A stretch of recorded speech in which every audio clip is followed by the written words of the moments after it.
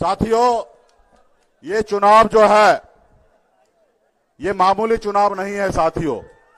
ये चुनाव जो है वो खास चुनाव है।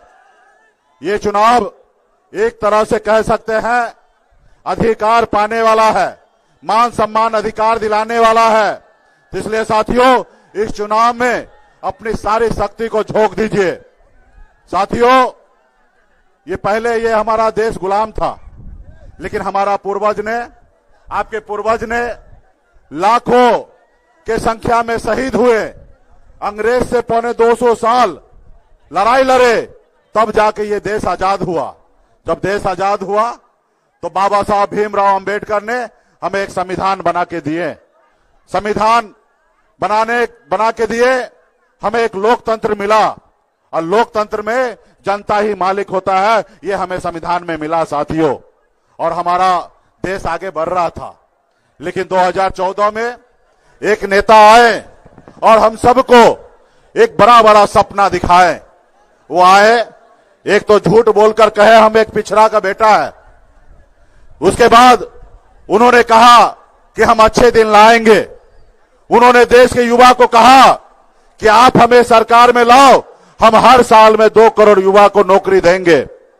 उन्होंने कहा कि देश से विदेश में काला धन है, उस काला धन को लाएंगे और हर एक गरीब को 15-15 लाख रुपया दे देंगे।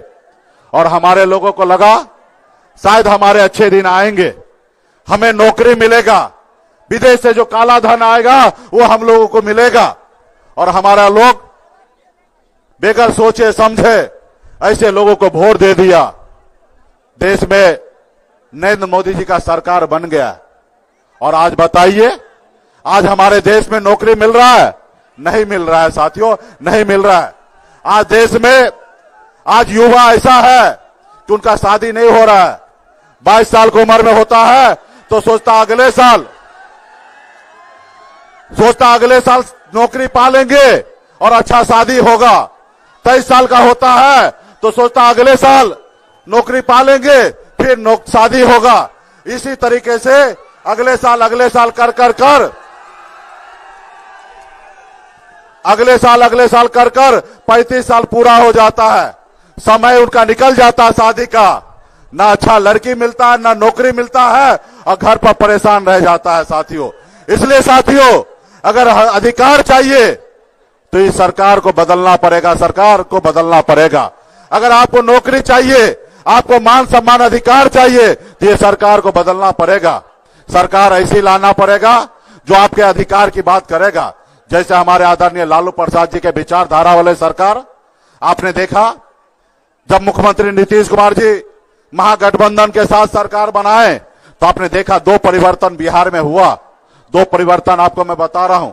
एक, सामाजिक न्याय को मजबूती करने के लिए जाति आधारित गणना कराया गया, और जब जाति आधारित गणना कराया गया तो SC, ST, OBC, अति पिछड़ा सबका आरक्षण का दायरा बना और ये समाज आगे बढ़ रहा है साथियों, आगे बढ़ रहा है।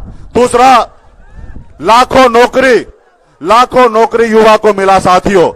भाजपा और जेडीयू पहले से भी था, आप सबको पता होगा कि नौकरी कहीं पे नहीं था। जब ये महागठबंधन का सरकार बना तो नौकरी आप लोगों को मिला, क्योंकि ये लालू प्रसाद यादव जी का ही विचार है कि गांव में गरीब युवा को नौकरी मिले साथियों। इसलिए मजबूती से आप सबसे आग्रह है कि मजबूती से महागठबंधन के लिए लड़ाई लड़िए। और पार्टी, हमारे जितने भी वीआईपी पार्टी के नेता है, आप सबको मैं याद दिलाना चाहता हूं कि साथियों, मजबूती से संघर्ष कीजिए, लड़ाई लड़िए। ये भाजपा वाला जो है वो कभी आपके साथ नहीं होगा। आपने देखा ना, 2020 में हमने 4 विधायक बनाया, संघर्ष किया, लड़ाई लड़ा, हमारे दम पर बिहार में सरकार बना। हम अगर समर्थन नहीं देते तो नीतीश कुमार बिहार का मुख्यमंत्री नहीं बनता, लेकिन हमने समर्थन देके उनको मुख्यमंत्री बनाया। लेकिन उन्होंने हमारे साथ क्या किया? हमारे विधायक को खरीद लिया।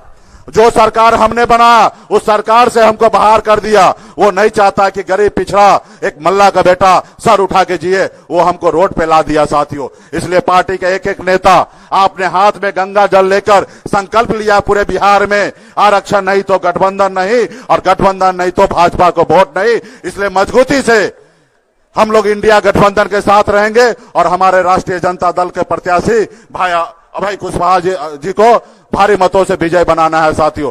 इसलिए एक एक निषाद, एक एक वीआईपी के पार्टी के नेता एक एक गांव में जाइए, एक एक टोला में जाइए, अपने लोगों को एक एक संदेश दीजिए और मजबूती से प्रत्याशी जिताइए।